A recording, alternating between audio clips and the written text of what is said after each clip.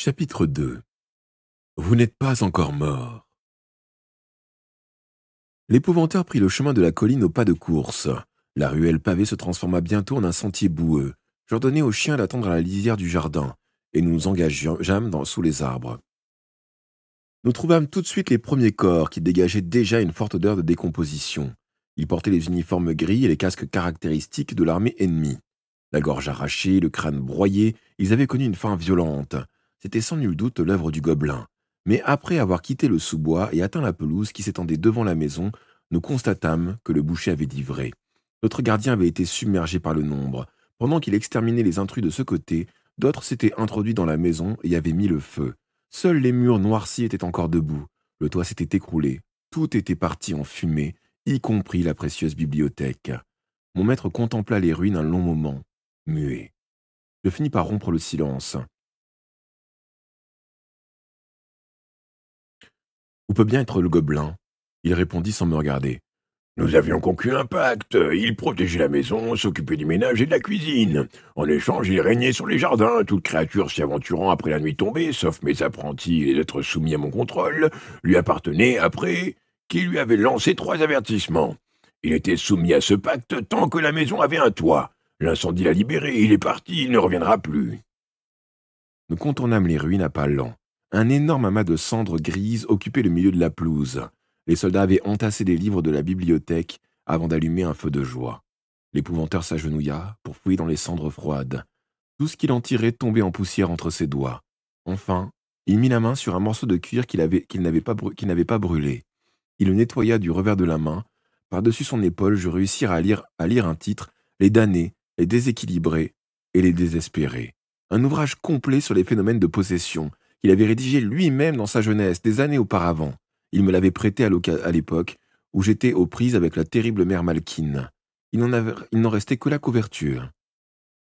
La bibliothèque de mon maître était détruite. Tous ces mots écrits par des générations d'épouvanteurs, héritage d'innombrables années de lutte contre l'obscur, avaient été dévorés par les flammes. Je perçus un sanglot. Je me détournai gêné. Lui, il pleurait. Alice renifla à 3 reprises, puis elle me tira par le bras en chuchotant « Suis-moi, Tom !» Elle enjamba les poutres carbonisées et entra dans la maison par le trou qui avait été la porte de derrière. Elle se fraya un chemin dans les débris et s'arrêta, désignant du doigt quelque chose sur le sol. C'était le dos d'un livre. Je le reconnus au premier coup d'œil. Le bestiaire de l'épouvanteur. Je me baissai pour m'en saisir, osant à peine le toucher. N'en restait-il aussi que la couverture? Je constatai avec bonheur que les pages avaient résisté. Je les feuilletai. Les bords en étaient roussis, mais elles étaient intactes, parfaitement lisibles. Avec un sourire de remerciement à Alice, je rapportai l'ouvrage à mon maître. « Un livre a survécu !» m'écriai-je en lui tendant. « C'est Alice qui l'a trouvé. » Il le prit et le fixa longuement, le visage dénué de toute expression. Un seul livre. Tous les autres sont détruits. Lâcha-t-il enfin. « Mais votre bestiaire est l'un des plus précieux, dis-je. C'est mieux que rien. » Alice me chuchota. « Viens, il a besoin d'être seul. » Et elle m'entraîna à l'écart. Je la suivis jusqu'aux arbres du jardin ouest. Elle secoua la tête d'un air sombre. « Les choses vont de mal en pis. Il va reprendre le dessus. » Je l'espère, Alice. Je l'espère de tout cœur. Cette bibliothèque représentait beaucoup pour lui. Il consacrait une grande partie de son temps à l'entretenir et à l'enrichir. Elle était l'héritage qu'il voulait transmettre aux autres épouvanteurs, aux futurs épouvanteurs. C'est toi, Tom, qui seras le prochain épouvanteur. Tu sauras te débrouiller sans ces livres et tu en écriras de nouveaux. D'ailleurs, tout n'est pas perdu. Nous savons tous deux où trouver notre bibliothèque et nous avons besoin d'un toit au-dessus de nos têtes. Inutile de descendre jusqu'à Anglezark, dans sa maison glaciale du vieux Grigory. Elle est trop au sud, derrière les lignes ennemies. Ce n'est pas un endroit où passer l'hiver. Il n'y a pas de livres là-bas. Le pauvre Bill Orquite n'habitera plus jamais son moulin. Allons plutôt vers le nord, du côté du canal. Les soldats ne sont sûrement pas montés jusque-là. Tu as sans doute raison. Inutile de nous attarder ici. Allons lui suggérer ça. La bibliothèque d'Orquite n'est pas aussi fournie que l'était la sienne, mais c'est une bonne base pour rebâtir quelque chose. Traversant la pelouse, nous rejoignîmes mon maître. Assis dans l'herbe, les yeux fixés sur le bestiaire, la tête dans les mains, il ne semblait pas nous entendre approcher. Alice se figea soudain, se tourna vers le jardin et, là où les sorcières étaient enterrées, elle renifla de nouveau à 3 reprises. « Qu'est-ce qu'il y a ?» demandai-je alarmé par sa mine soucieuse. Quelque chose ne va pas, Tom. Je sentais toujours la présence de Lizzie depuis cette partie du jardin avant. Alice avait été formée pendant 2 ans par sa mère, qui utilisait le pouvoir des ossements. L'épouvanteur l'avait emprisonnée vivante pour le reste de son existence. Elle le méritait. Elle avait assassiné des enfants, utilisé leurs os dans des rituels de magie noire. Alice se dirigea d'un pas prudent vers le jardin est, et je la suivis. Nous dépassâmes les Nous dépassâmes les tombes où des sorcières mortes étaient enterrées sous les arbres.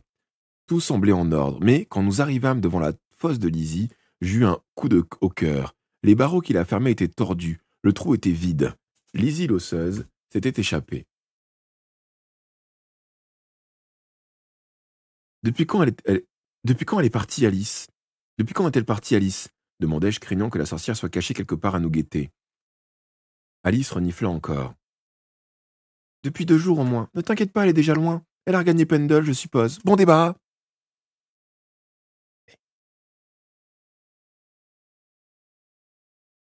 Nous retournâmes informer mon maître. Lizzie Lossel s'est échappée, dis-je. Alice pense que c'est passé le lendemain de l'incendie.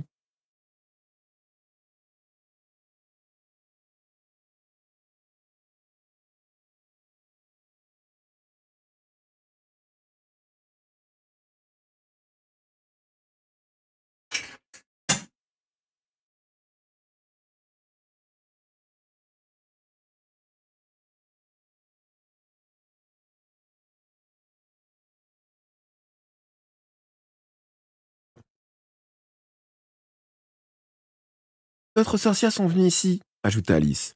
Grâce au départ du gobelin, elles ont pu pénétrer dans les jardins et la délivrer. L'épouvanteur ne semblait pas avoir entendu.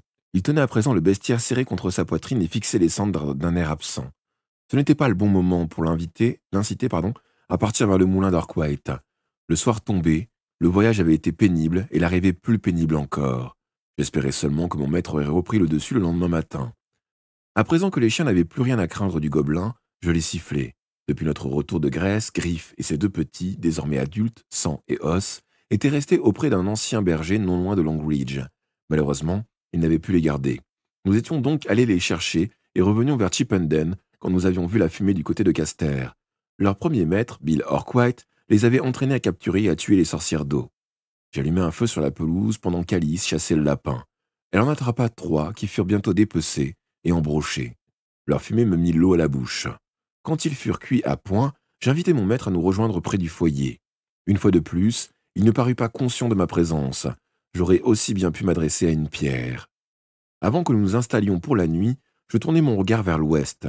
Une lumière venait d'apparaître sur la colline du phare. Elle montait de plus en plus brillante.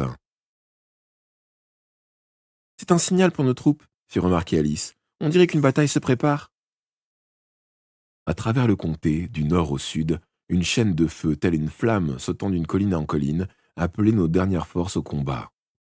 Alice et moi étions étendus près des braises, néanmoins, le froid était vif, et je n'arrivais pas à m'endormir, d'autant que Griff s'était installé en travers de mes jambes. Je finis par somnoler un peu, avant de m'éveiller en sursaut aux premières lueurs de l'aube. Des bruits sourds retentissaient, des explosions, des grondements. Le tonnerre, pensai-je, encore à moitié engourdi. « Tu entends ces coups de canon ?» me cria Alice. « Ils ne sont pas très éloignés. » La bataille avait commencé quelque part au sud. Si nos troupes étaient battues, le comté serait envahi. Il nous fallait fuir vers le nord au plus vite, avant qu'il ne soit trop tard. Nous allâmes trouver l'épouvanteur, et il était toujours assis, la tête basse, le livre serré contre lui. « Monsieur Grégory, dis-je, il y a une bibliothèque au moulin de Bill Orquite. Pourquoi ne pas nous rendre là-bas et y habiter quelque temps? Nous y serions en sécurité, nos ennemis, à supposer qu'ils l'emportent, ne monteront pas plus haut que Caster. » Ils se contenteraient probablement d'occuper la plus grande ville au nord du comté, et s'ils envoyaient des patrouilles en reconnaissance, elles ne repéreraient pas le moulin caché derrière les arbres et invisible depuis le canal.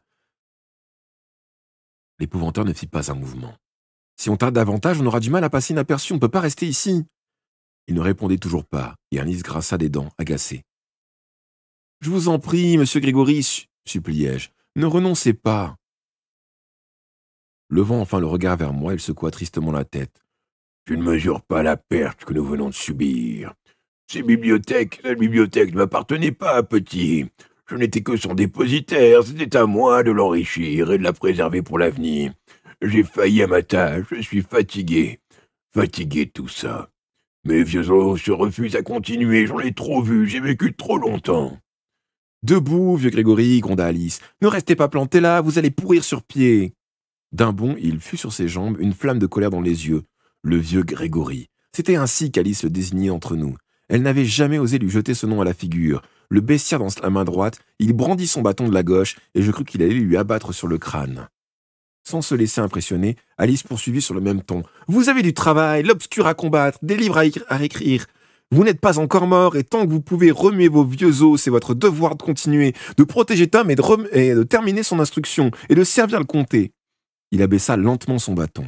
La dernière phrase d'Alice avait fait mouche. Son devoir envers le comté n'avait jamais cessé de le guider au fil d'une longue vie, difficile et dangereuse. Sans un mot de plus, il fourra le bestiaire roussi dans son sac et se mit en marche. Nous lui emboîtâmes le pas avec les chiens. Finalement, se rangeant à notre avis, il prenait la route du moulin.